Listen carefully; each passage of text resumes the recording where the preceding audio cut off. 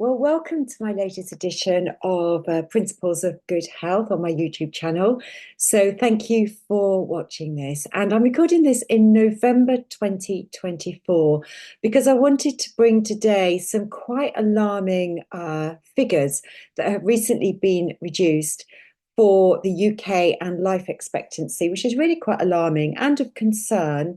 And I just want to go through and read some of these statistics to you and then finish with my thoughts around this with some further statistics of basically why we are in the position that we're in today. I've called this particular video that Britain is eating itself to death. And I took this from the headline, and this is how I found about it, by an article by Ross Clark in The Spectator on the 19th of November 2024.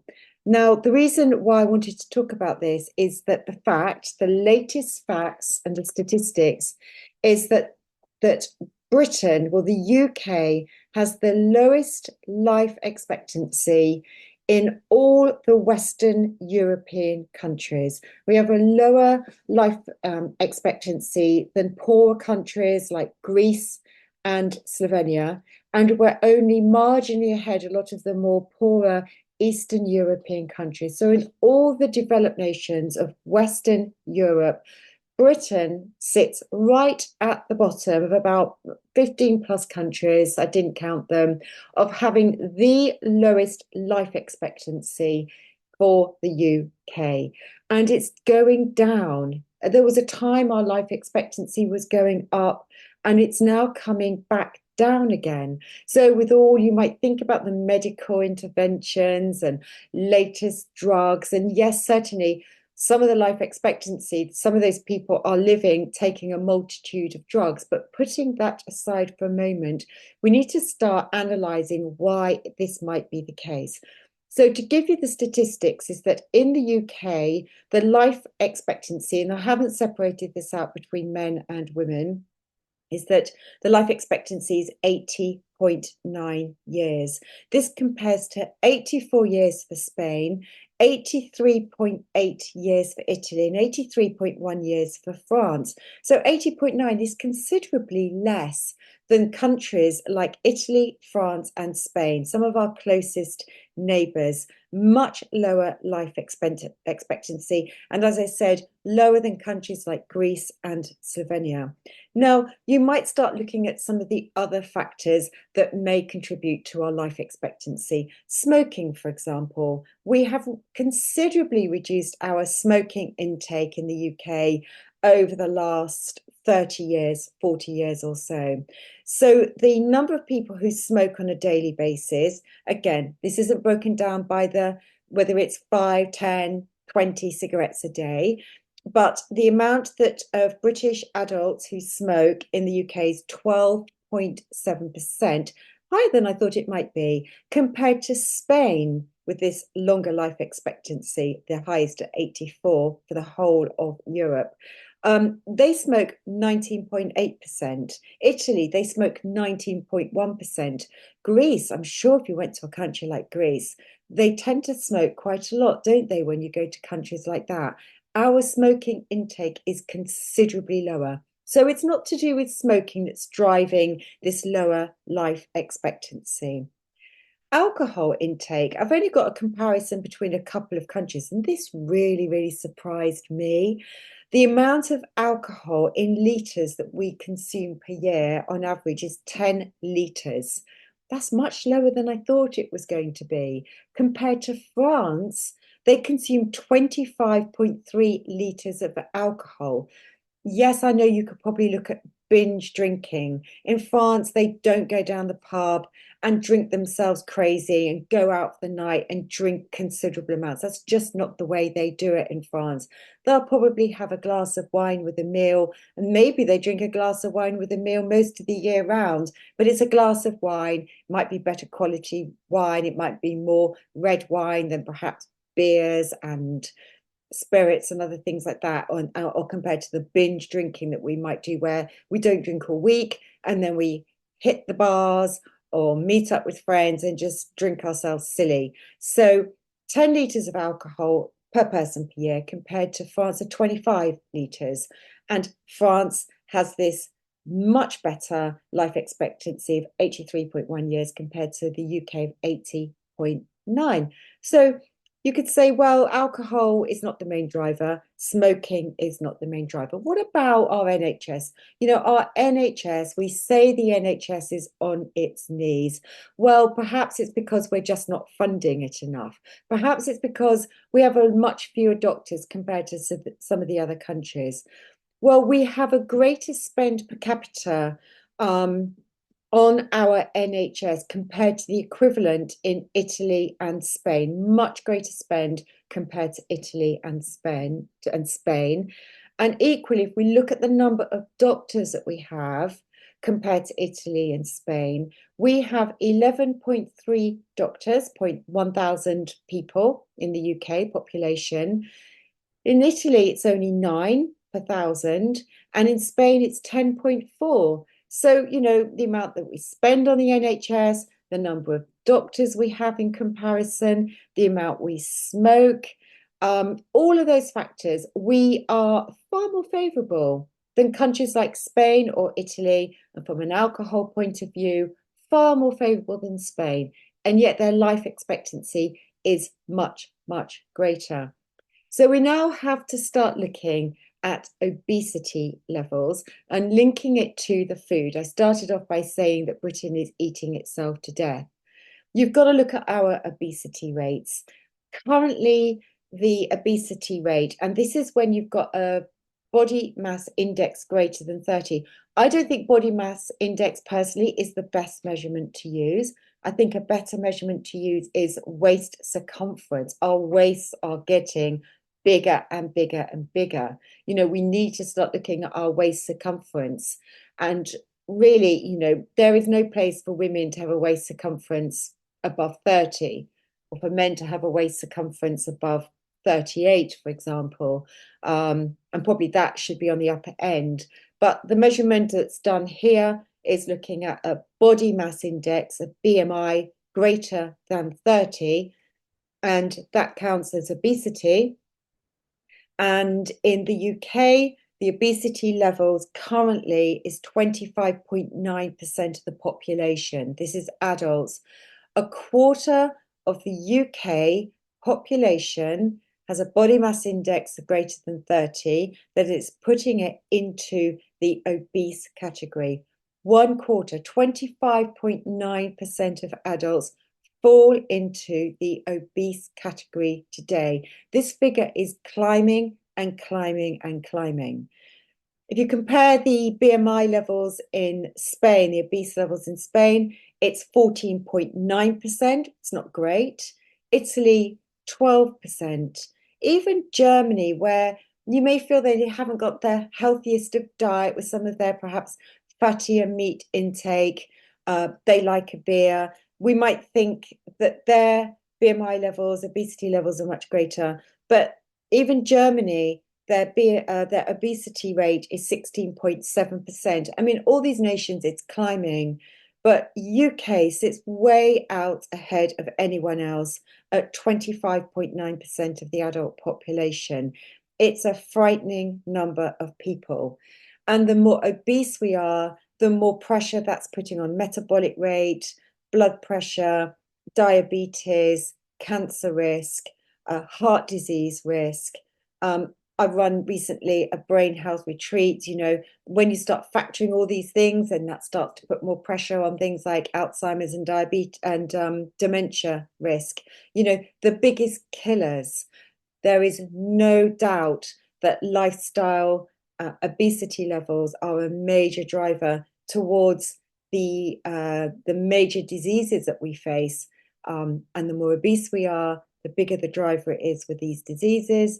The greater the diseases, the more pressure it puts on the NHS. We need to spend more money. We need more doctors, but it's having a direct influence on our life expectancy.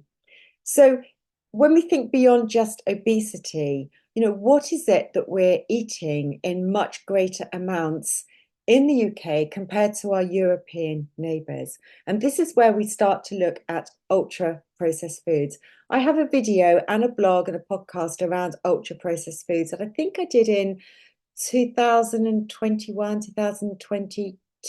I think it's a couple of years ago where there was a new Nova classification looking at what classifies as processed and ultra processed foods. But at the end of the day, these ultra processed foods are the ones that have been heavily processed through the manufacturing processing. So rather than just thinking about I don't know, canned vegetables, which is minimally processed. It's still the vegetable, but it might be have some salt added through the canning process.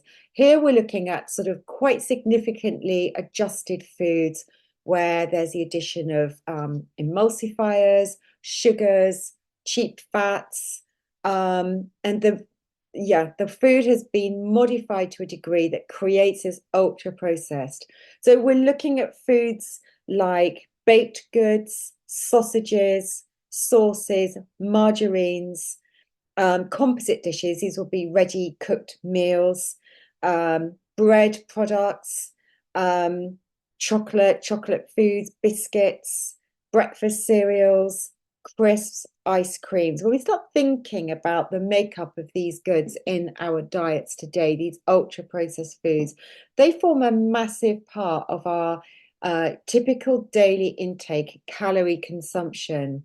You might be alarmed to know that the current view of this is that in the UK, adults derive 44% of their calorie intake from ultra processed foods. I don't count calories, but it's an easy way to do this comparison.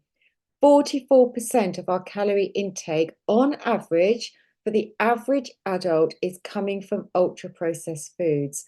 I've seen some other figures elsewhere on this from reliable sources that said actually it's 57% now, but really alarmingly is that amongst adolescents, the intake of ultra processed foods is 66% in the UK. These are horrifying figures that we can easily change around by cutting back on these types of foods. If we can compare it to other countries of ultra processed foods, you've got Spain at 14.9% of typically their average daily intake is ultra processed. Italy is at 12%. No, 14%. Portugal, I think, is down at about 11%. So, there is no doubt that our massive consumption of ultra processed foods is a massive driver of obesity and is a massive contributor to our early death compared to our European neighbours and putting immense pressure on our NHS. And whilst we may live to 80.9 years, which is reducing compared to where it was, and is quite a bit lower than our closest European Western neighbours, we aren't living healthily. We are actually living quite sickly and taking a lot of medication, and that would be a post for another day. So, yes, we know that ultra-processed foods, obesity, big driver for poor health outcomes with heart disease, type 2 diabetes, and cancer, as I've already said. We need to start taking more personal responsibility. I'm sure you're watching this and you won't be in those massive high numbers of ultra processed food intake, but I think each and every one of us can have a closer look at what we are consuming, thinking about cereal, bread products, sausages, and those other types of hams and meats, cooked goods that we might be buying, crisp intake, ice cream intake. How much of these foods do we consume on a daily basis? And I'm going to really call out some of the manufacturers here around this, because I think it's shocking that they're allowed to get away and sell half the products, probably more than half the products that are on sale in our supermarkets, that are leading to our early death compared to our European neighbours.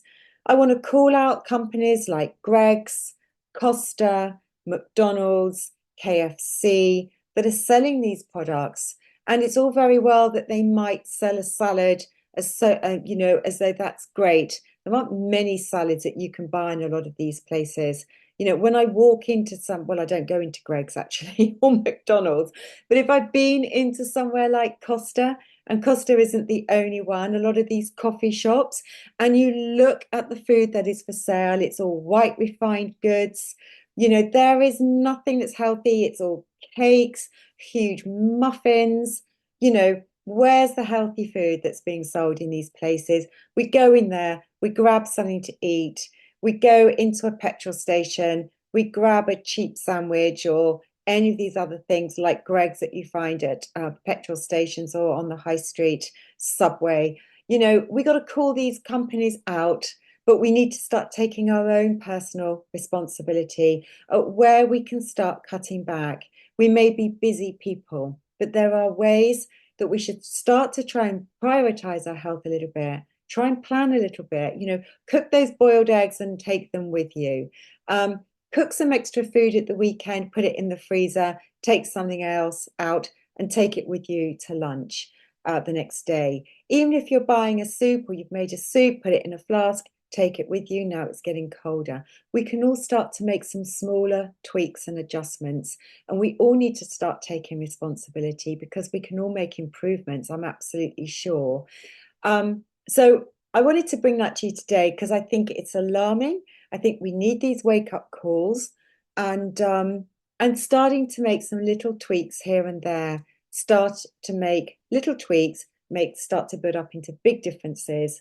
And, you know, we want to live healthily. We don't want to just live a longer life, but we also want to live a healthier life. And do check out my other posts. I've got loads of information as to how we can help to make healthier meal choices that can really set you up on your way to making these small tweaks in your diet. So thank you for watching. Do post some comments. I'd love to hear your comments, your thoughts around this. You might be thinking I'm a bit unfair. You may really believe in what I'm saying. You may have some ideas as to how other people can make some tweaks and changes. Let's start sharing. Let's start talking about this because we need to open people's eyes that we are responsible and we are the ones that, you know, we can't blame it all on the food industry. We've got to start opening our eyes and taking some responsibility for what we're doing. Thank you so much for watching. Thank you.